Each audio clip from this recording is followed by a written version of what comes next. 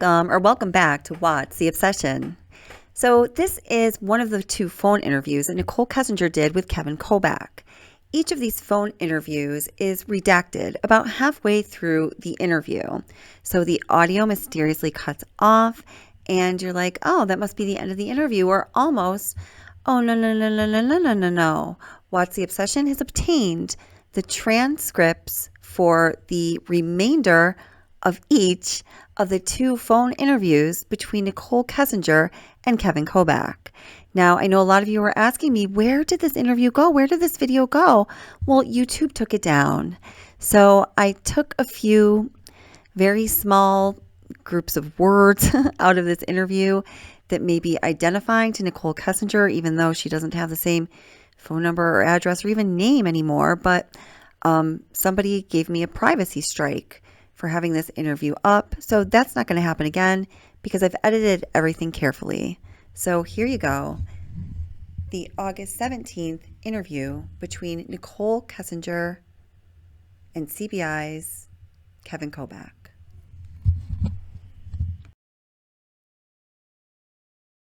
Nicole texted me last night and said that she recalled some further information after an interview with her on the 16th. So the phone call will be to update whatever information she wants to provide and address a couple other issues that were not addressed during the initial interview.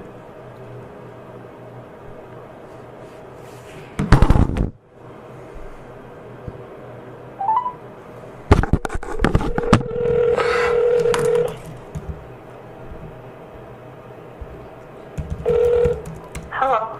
Hi, Nikki. It's Kevin.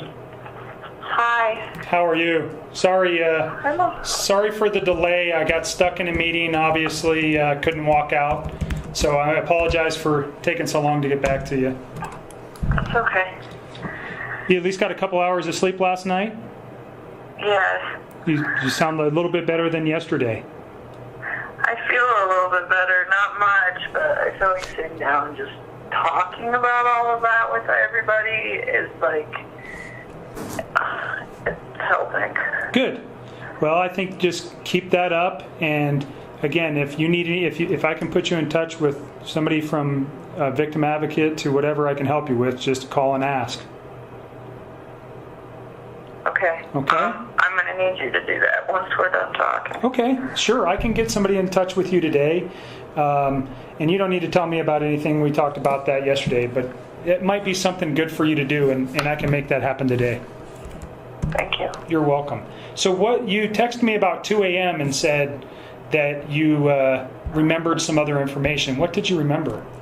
Like, just kind of odds and ends.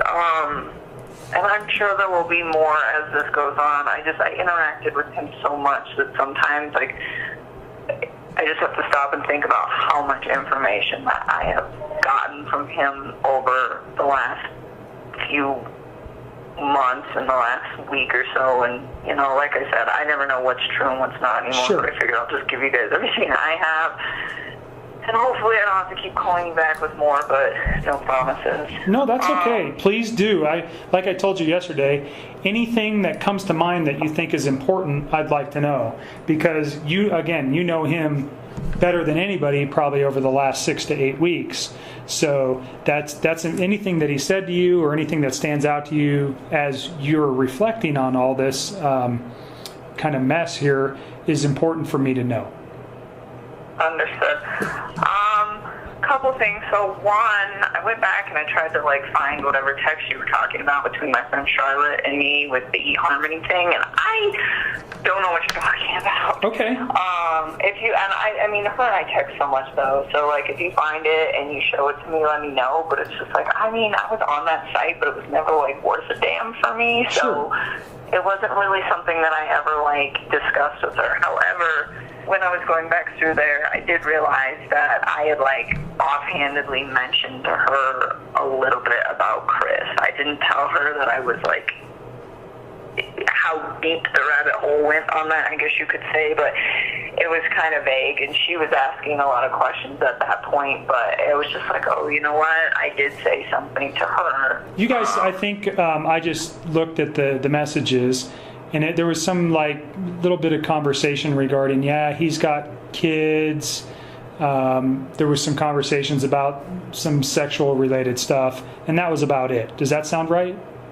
Yeah, that's it. But I mean, I did mention it to her, and honestly, we've talked since then, and I haven't even mentioned him, and that girl's so wrapped up in everything that's going on in her life. Like, I don't even think she realizes what's going on in the news.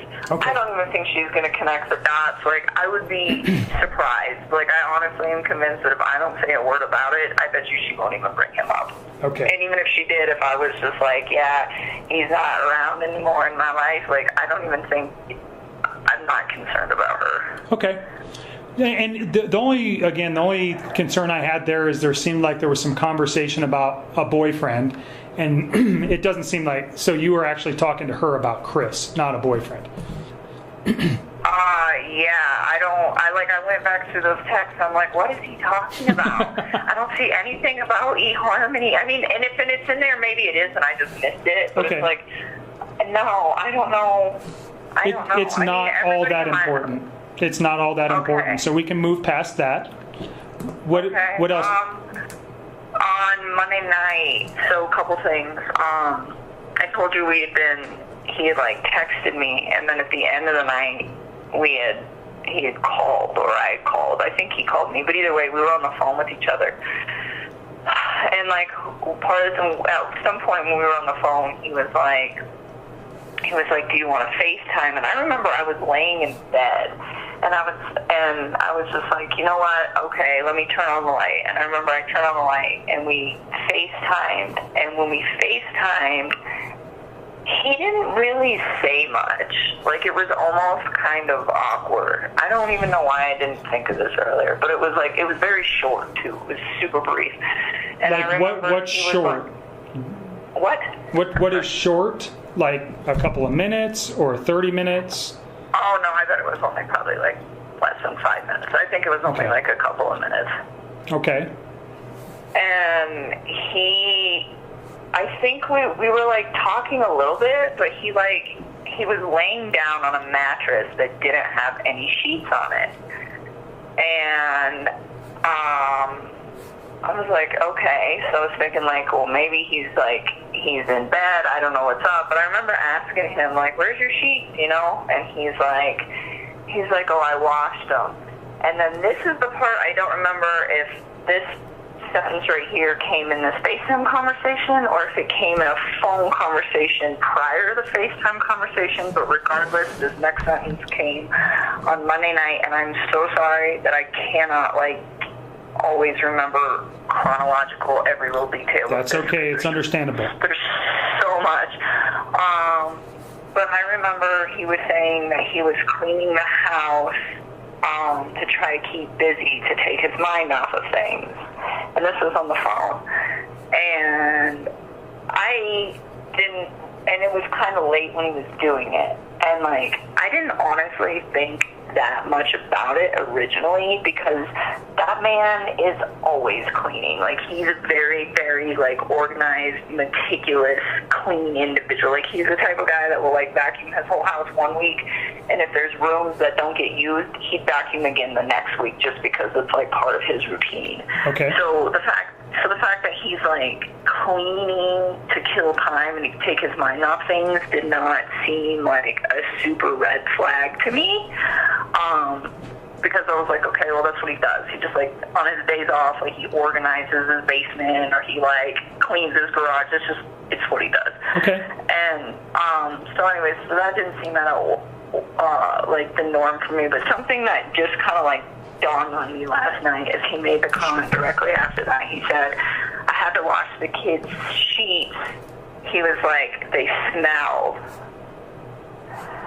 And I was thinking about that last night, and I'm like, this man keeps that house so clean. That's the cleanest house I've ever seen. And I'm like, this man keeps that house so clean. Why would his kids' sheets smell bad? And you think this was Monday night? What time do you think it was Monday night? Oh God, I don't even know. I almost wish you guys would show me my phone So records. I'm gonna read off your phone calls for Monday and Tuesday, starting. No, it's on Monday. Okay, just so tell me Monday night. Monday night, you guys had. We talked about a phone call yesterday, but you guys had a phone call Monday night. It looks like he called you. It was 48 minutes and 57 seconds. It was at 9:48 p.m. that he called you. So that would take us to about 10:35. And then there's another call on Monday. It's for 51 minutes and 25 seconds, it looks like. I'm not sure, looking at this, who called who, but it looks like you called him. And that was at 11:09 p.m. That lasted 51 minutes. So that takes us to midnight. And then there's another phone call where he calls you.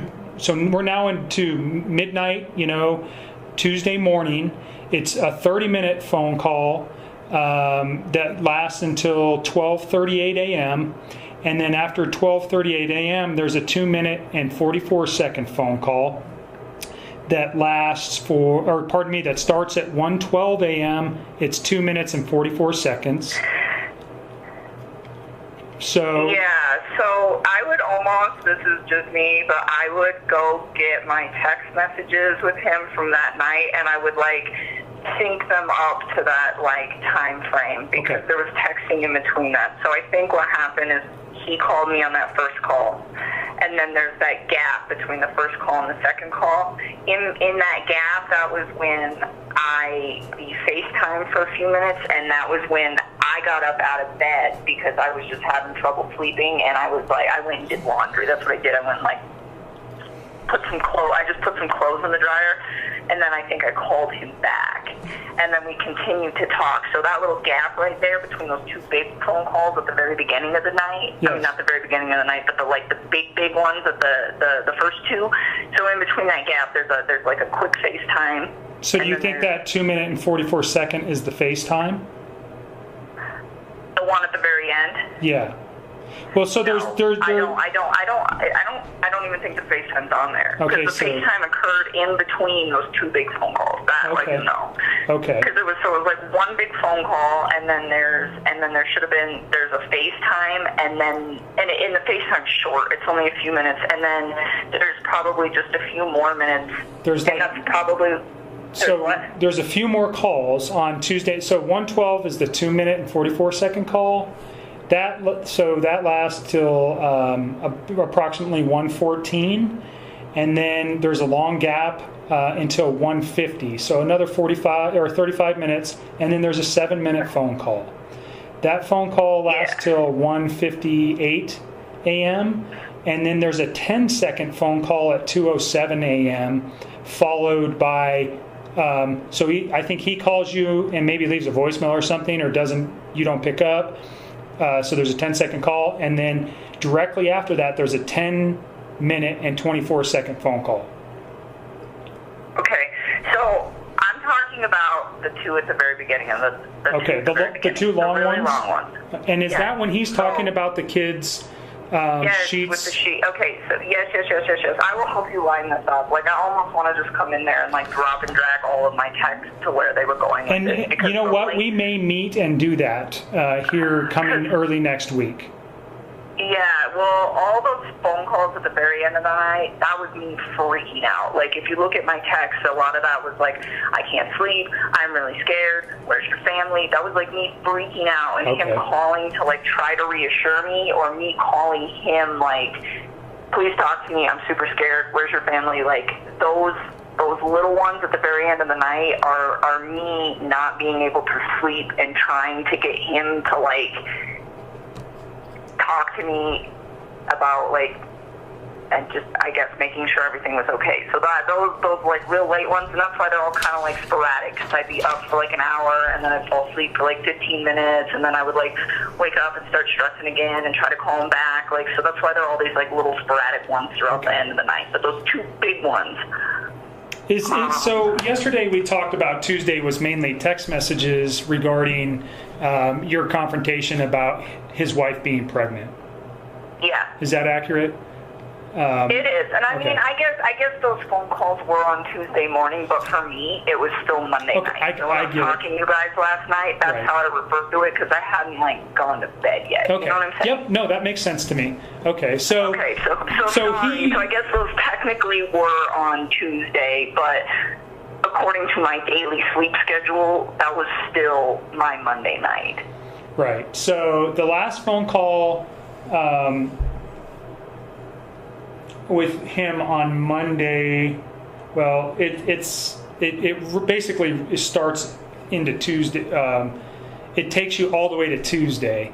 It actually ends basically at midnight on Monday, August 31st.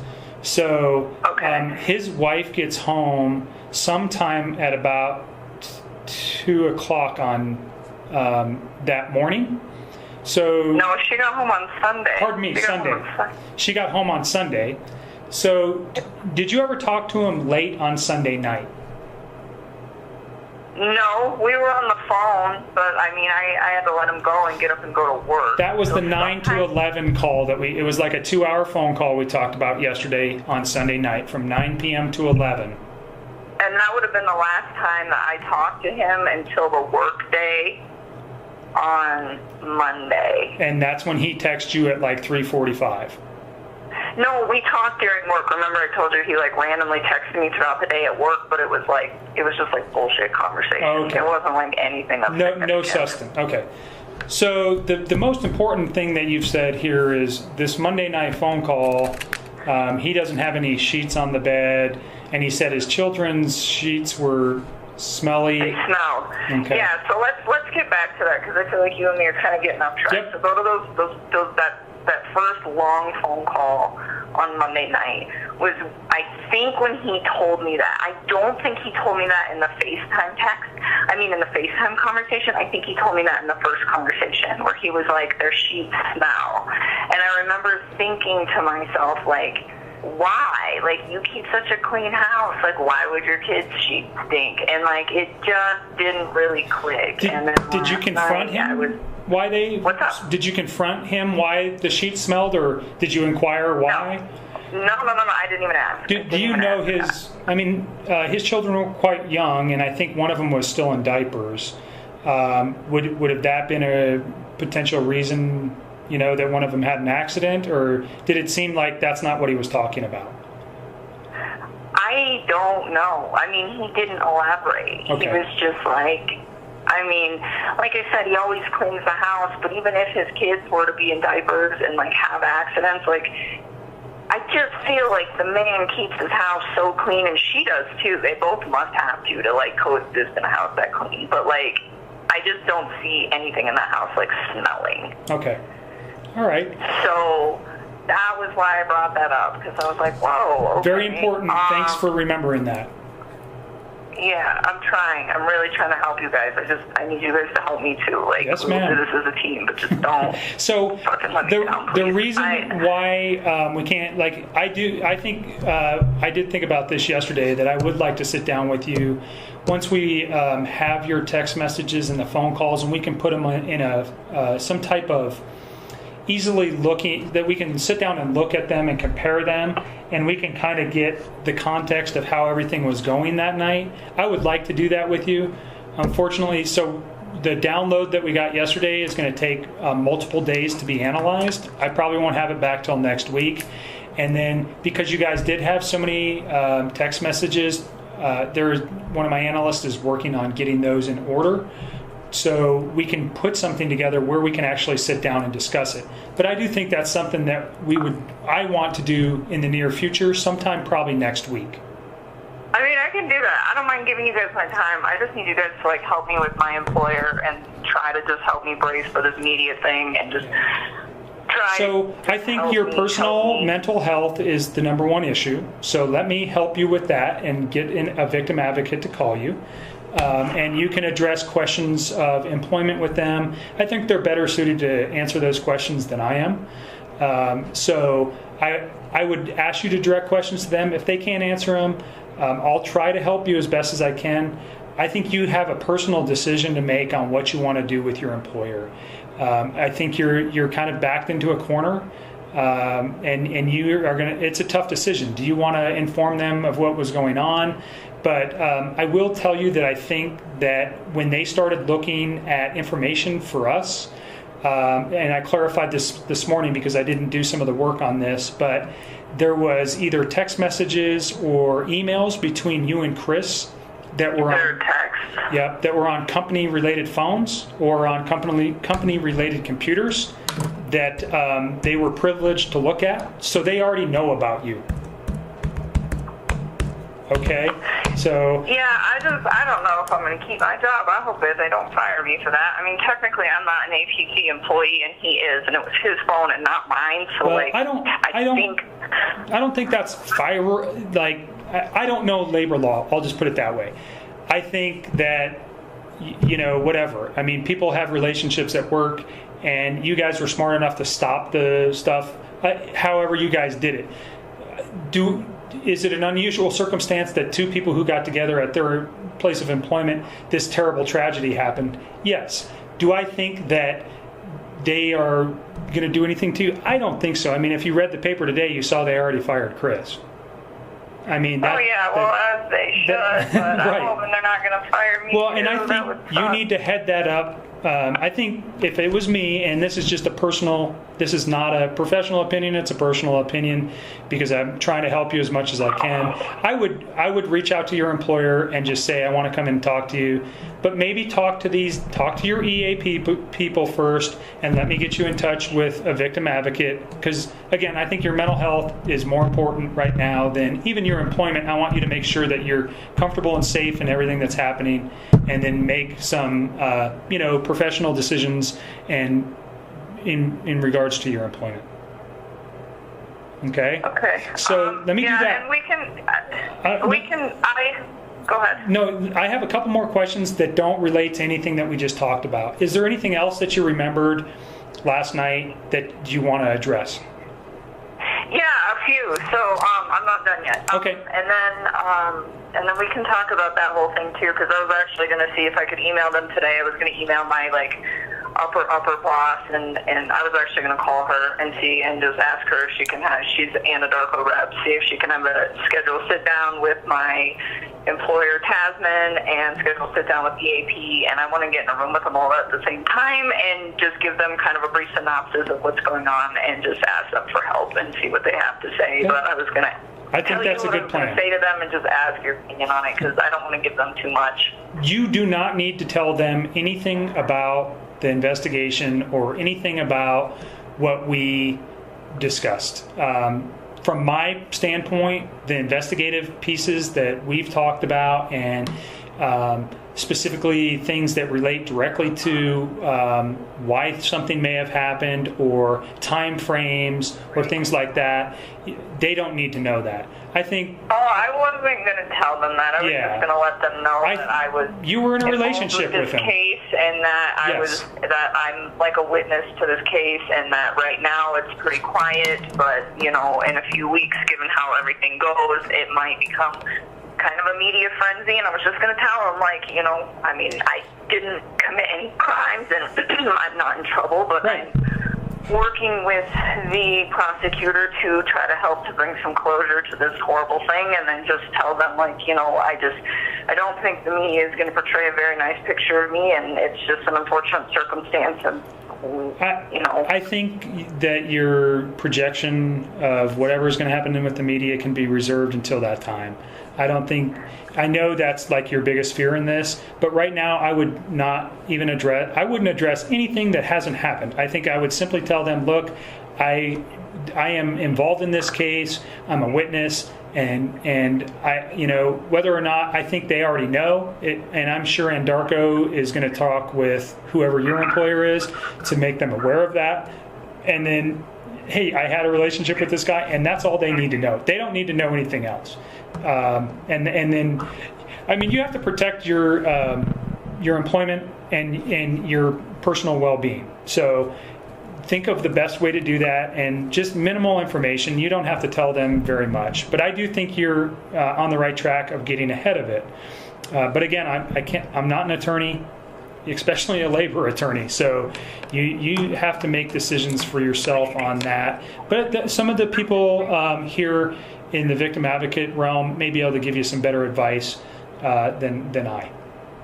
I was hoping to do that today. Sure, I will make a phone call today and get the ball rolling on this. Yep. Because I would like to either go to work on Monday or figure out what is going on with a fresh week and try to put my life together, because I think it will help. Yeah, I think getting back to work and not sitting there and dwelling on this at every moment is going to be very beneficial to you.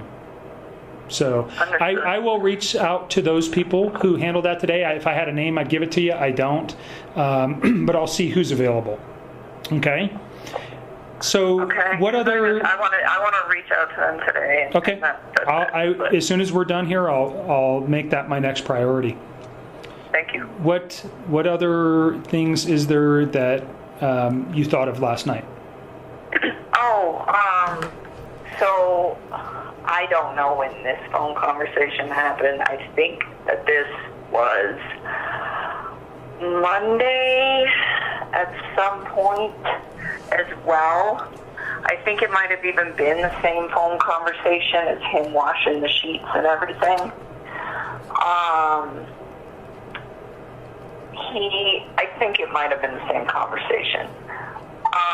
He informed me that her friend Nikki's son was at the house when the cops came, and that he was running all over the house and up and down in all the rooms.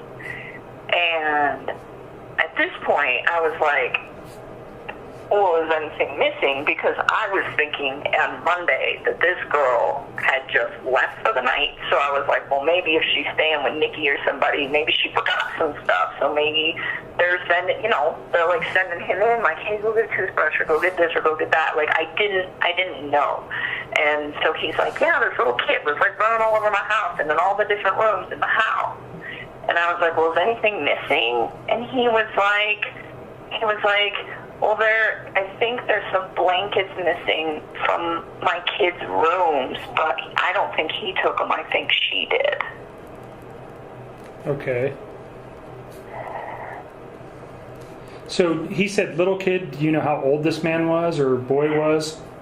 Oh, Nikki's son? I don't know. Okay. I think he's 10 or 12. I think he's yeah. I don't know. I think he's 10 or 12. Old enough to process information and run around house. So he said he thought that the kid didn't take him, but that maybe Shanann had taken him. Yes. That's weird. Okay. So Nikki Sonny's 10 to 12, and I'm just making some notes. Just a sec. Take your time.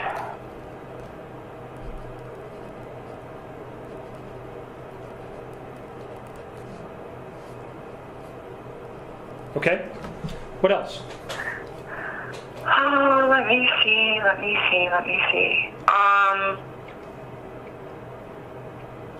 I don't know. I feel like I had a list in my head and I almost wrote it down, but I didn't want to put it on paper. How about this? And I was going to mention this last night, but I think both of us were pretty tired, and we were there for a long time yesterday. So if you have a thought, keep a notepad and a pen and paper with you and write it down, and then that way you don't lose it. That way, and then you can just call me and we can discuss it, and we're done, and then move on. Then you don't have to think about it anymore. Does that sound like a decent idea? It does. Okay. I don't know what else I was going to tell you. When we FaceTime too. So let me go back to that too. So okay. I think all of this was on Monday.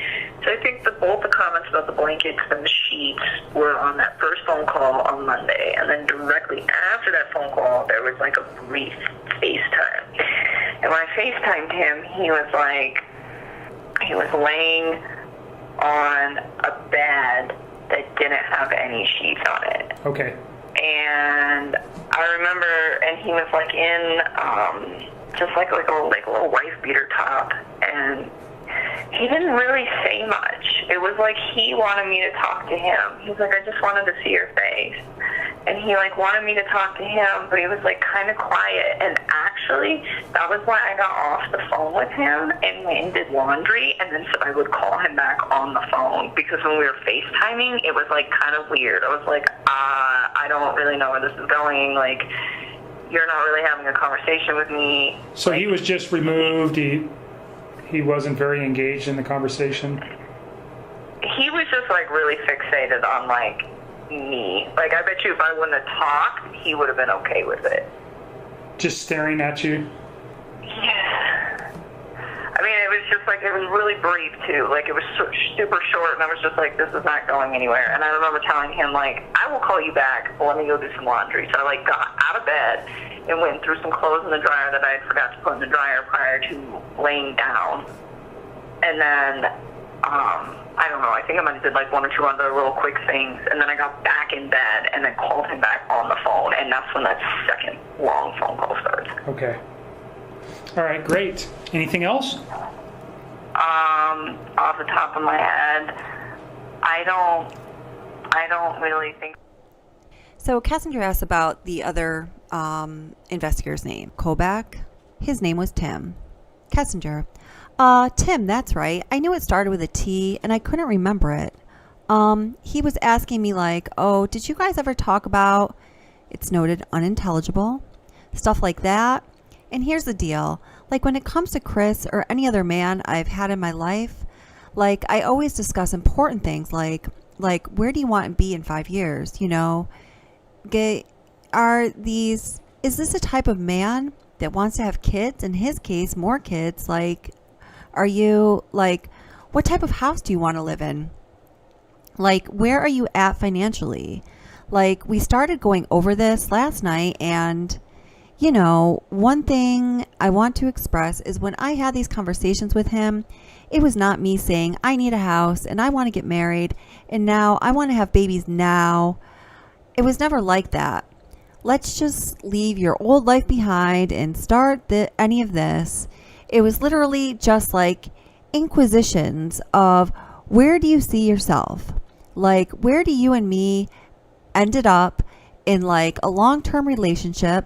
Like, what are you looking for? And for me, it's not because I'm trying to rush into a relationship.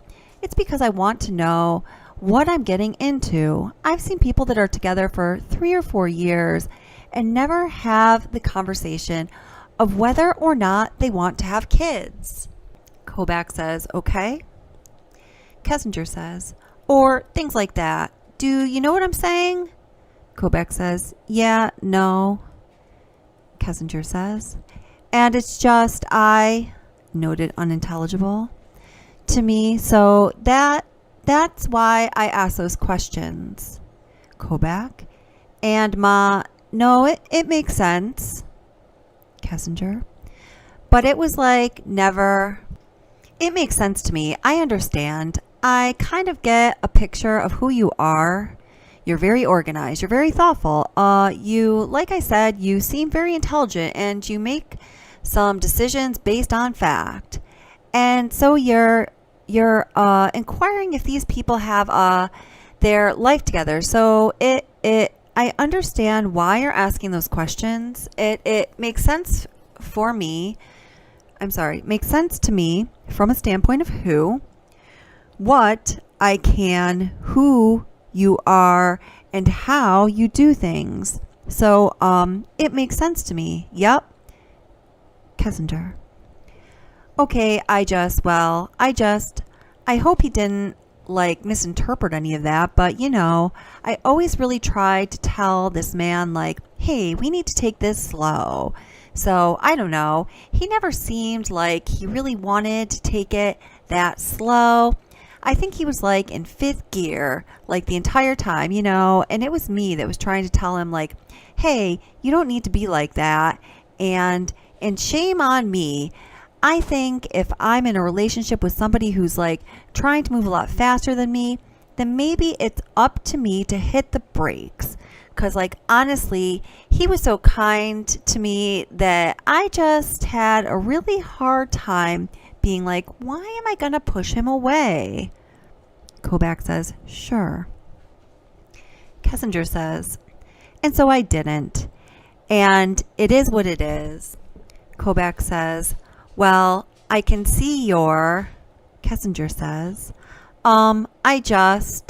Kobach says, in the cards that you provided yesterday, I looked at them this morning. I think the earliest one was dated on your birthday, and he was quite enthralled with you at that time. And you guys hadn't even been dating about a month by your account, Kessinger says. Oh, I think we probably had sex, maybe like twice at that point. Kobach says, right, and you started dating in June. Kessinger says, it was super early. Kobach says, right, you guys started dating in June, so you're having sex 2 times by the time he sends you that card. And the next one is like July 30th, if I recall. And I mean, he's basically telling you he's infatuated with you. And then he handwrites a note that says, you know, you're his life. Is the way I kind of read that. So, I mean, he was very, I can see what you mean by him moving very quickly. That, Kessinger says, yes, I mean, Kobach says, that's obviously just in those cards you provided. Kessinger says, yes, you know, and even then, like, when I read these, I'm like, it was a little much for me, and I was like, damn, like, if he even gave me 2 of them on one day, and I was just like, it was a lot, but at the same time, it wasn't really like a red flag. Like, I don't know, I've dated a lot of douchebags in my life, so having a guy that like wants to get me cards and roses and I mean flowers and stuff, I'm like, you know, maybe I'll just like roll with this and see what happens. Like, it was very different than anything I had ever had, but it wasn't uncomfortable. Like, it was more respectful than anything I've ever had. So it didn't really register to me that, hey, this might be a problem. Like, it's usually the people that treat you really bad when you're like, hey, this is an issue. So it didn't click, you know, and now I'm looking back and I'm like, whoa, like, I don't even think that this guy necessarily was really in love with me. I think this guy was lusting over me a lot. Kobach says, right, I think that's a fair assessment. So let's move on from that. There's a couple questions I didn't ask yesterday, and they're very specific. You mentioned you guys, obviously you're into fitness, and so did you guys go to the same gym? No, he worked out in the basement. I never went to the gym with him. Okay, so do you know him to go to any gyms? Because you said like you were planning for his apartment, and how could he get to his gym and then do his day kids school then to work? Kessinger says, well, yeah, I was trying to get because he was gonna have to go to a gym if he had an apartment, because he's not going to be able to set up all that gym equipment in the apartment. Kobach says, okay, so Kessinger says, so right now, Kobach says, you know him. Kessinger says, he works out of his house. Kobach says, okay. Kessinger says, but if he were to move, just because he's downsizing so much, I don't think he has that capability. I mean, I would love to have a gym in my apartment. That would be nice, but I just didn't think he had the capability. So that's why I brought it up. Like, because we were even discussing, like, what gym do you want to go to? You know, he was like, well, there's an Anytime Fitness over there. And I was like, well, it's, you know, it's close. It's open 24/7 and it's big. Like, we had all sorts of discussions about that. Kobach says, okay, but you don't know him to ever have visited a gym? Kessinger says, not in the time that I was spending with him. Now, he did like work out with me one day at my house. Like, we did a little bit of yoga and like an ab routine. I showed him an ab routine, but it wasn't at a gym. Kobach says, okay. Kessinger says, it was literally like on my living room floor on some yoga mats. Kobach says, all right, what gym do you go to? Kessinger answers, I go to a 24-hour fitness. Kobach asks, which one? Kessinger responds, the one, it depends on the day, but usually the one off of, it's like Bradburn, like it's like Vrain and 120th. Kobach asks, our Rain? What street? I'm sorry. Kessinger answers, I think it's Vrain. Kobach says, oh, Vrain. Kessinger says, VR like Victor. Kobach says, Kessinger reinforces, Vrain. Kobach confirms by saying, yep. Kessinger says, Bradburn, but it's over there. I think it's Broomfield one, but it's the big one.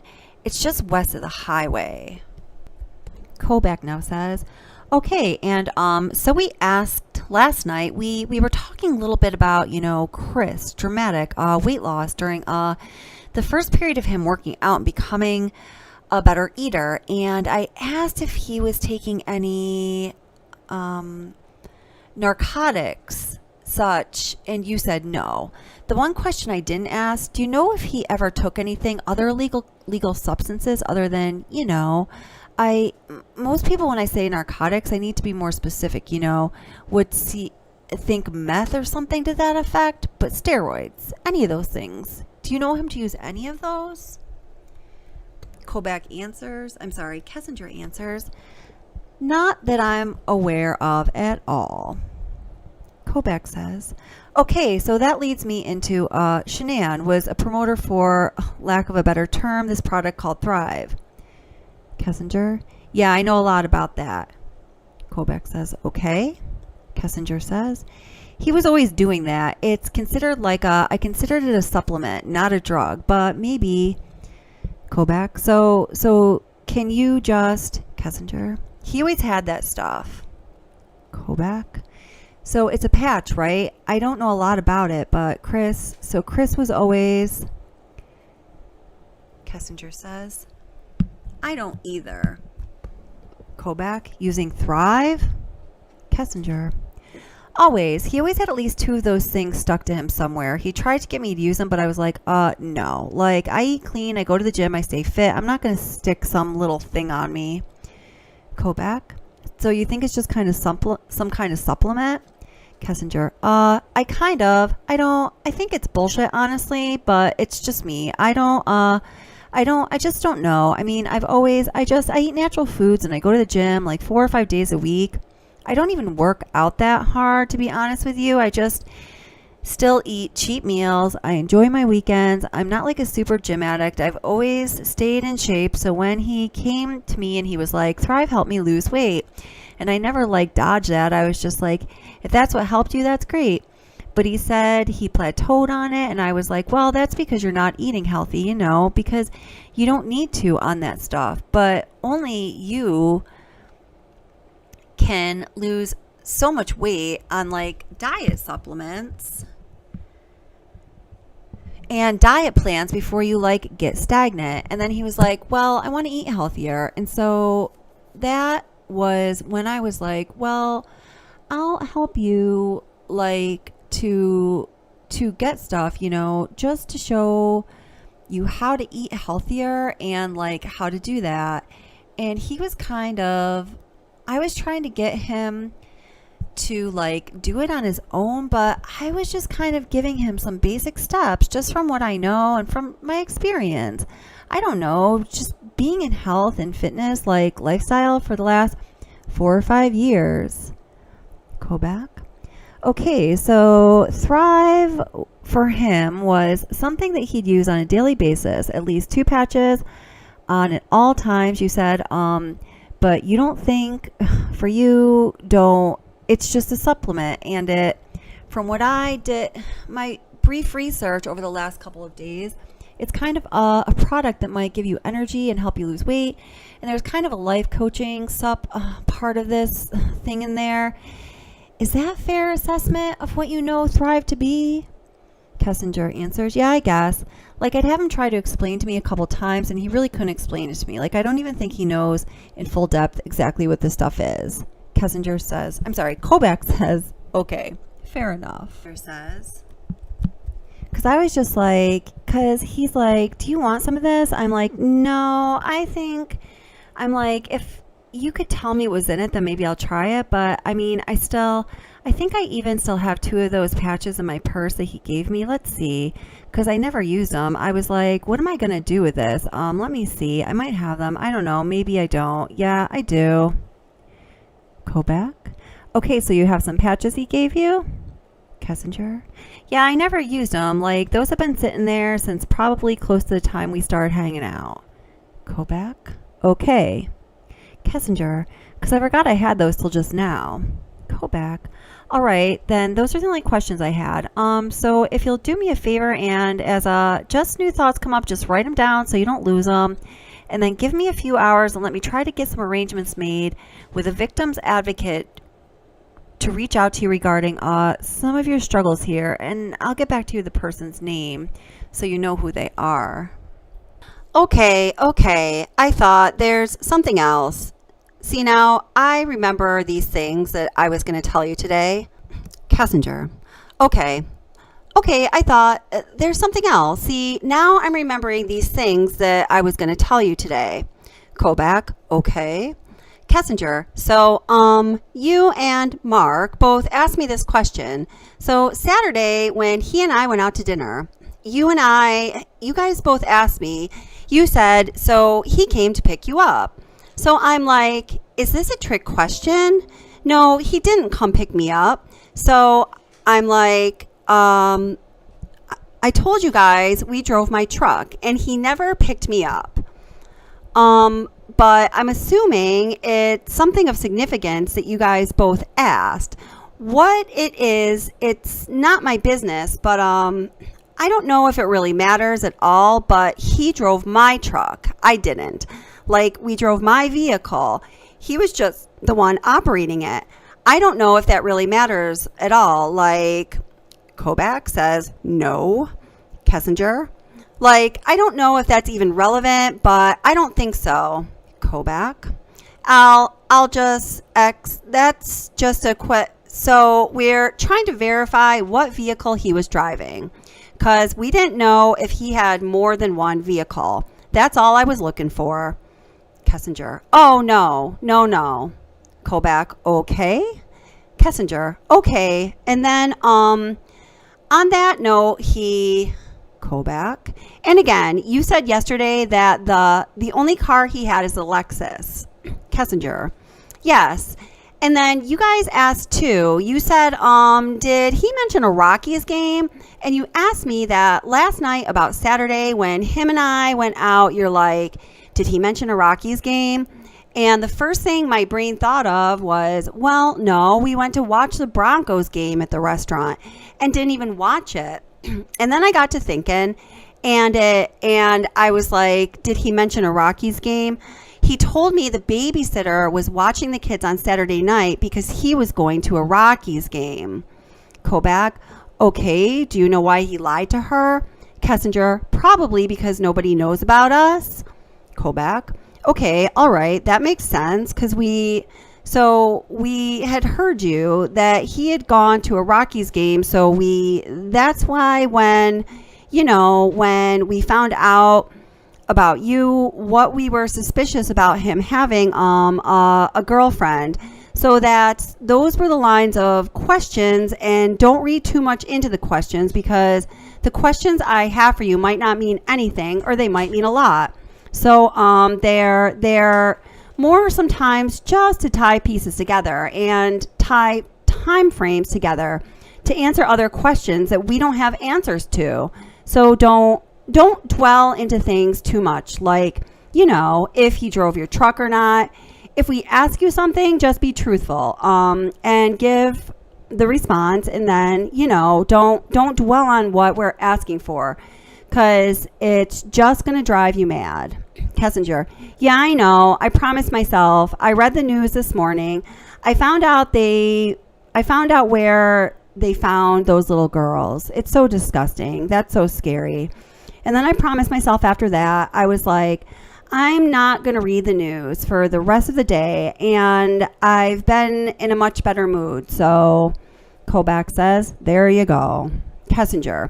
That's definitely helping. But I did read something last night, phone an article. And again, I know how the media is, but I did read something where they interviewed one of his friends, and his friend said that Shanann, before all this happened, was like getting ready to leave him, and that she was suspecting infidelity with him, and that she had told her friend that, and it was just like made my stomach sink, because I was like praying, like I really, really, really hope that whatever conversation they had that night that like sparked all of this, that of this shit was not about me.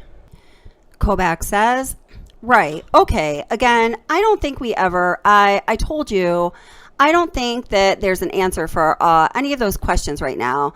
I think there's a multitude of reasons why these things happened, and trying to pinpoint or put a finger on why this happened or blaming yourself is not really going to do you any good. Just like yesterday, you were concerned that you should have called the police on Monday, and you really didn't have. With your assessment of going on there, would be no reason for you to. Now, the other people, like I said yesterday, they had more information than you did, and they took a step that you didn't just because of that information. And the same thing goes for this. So don't beat yourself up over what has occurred. I mean, this is out of your control. You didn't do anything to this woman and or her children. Unfortunate for you that you're tied into this, but it's not your doing. So don't beat yourself up too much about it. Then Kessinger says, Mark put it pretty good the other day. He told me, he said, you didn't do this. Chris did this. Kobach says, that's right. Kessinger says, he said, you're not on trial. He is on trial. And I was just like, that is a good way to look at it. Okay, well, Kobach says, okay, keep that in mind. I mean, Kessinger says, Kobach says, well, there's things that happen in our lives every day that are out of our control. And unfortunately, this is one. It's a massive issue, but is there something you could have done? I think we asked this question. Was there something you could have done to prevent this from happening? And although I didn't maybe ask it that way yesterday, your answer was, I didn't know this was going to happen. So if you didn't know it was going to happen, he never made mention of this happening, then what are you going to do to prevent it? Kessinger says, right. Kobach says, right? Kessinger says, understood. But sometimes I still think about it. Like, did he just really lose his shit that night? Or was he just so upset that he decided to take out the whole family? I'm like, or was he plotting this whole fucking thing? I don't know. I mean, okay now. So I noted unintelligible, more stuff. So then another thing, so noted unintelligible, that I think most significant phone conversation that I had with him, two things. So one of the most significant phone conversations I had with him was that very first one on Monday night. Because that was the one where he talked about the sheets, and that was the one where that he was wishing, and that's when he talked about the blankets missing from the kids' room. And that was also the one where he talked about trying to freaking get her wedding ring appraised. Kobach says, right. Kessinger says, all of that, really creepy shit happened, in that. Kobach says, okay. Kessinger says, phone call. And that was when I really, really started getting scared. And you probably see that when we link up those texts, Kobach says, okay. Kessinger says, I think almost every it was probably every other text I was saying to him, just, I'm really scared. I'm really scared. Kobach says, right. Kessinger says, and I think that was when I was just like, okay, I'm creeped out. And then like Tuesday, nothing gotten better. And then I found out he was lying to me. And I already kind of creeped out from the night before. And I was like, okay, you know, and I didn't even realize it until you guys were like, try to just think back on some of that. And then last night, I was just like thinking about all of those phone conversations that we had on Monday night. And I'm like, you know what? Those were really uncomfortable. In fact, they were so uncomfortable. I ended that Skype conversation because Kobach says, right. Kessinger says, it made me so uncomfortable. Kobach says, okay, well, hand tight. Let me go make some phone calls and try to get things in order for somebody to call you. And again, write down any thoughts that you have that are relative. The information you provided today is was very important, and I thank you for reaching out and providing it to me. Kessinger says, okay. Kobach says, okay. Kessinger says, I will do that. Can I call you back pretty soon though? Because Kobach says, yeah, I'm gonna jump on. Kessinger says, need to get on a roll with this like Anadarko thing. Kobach says, yep.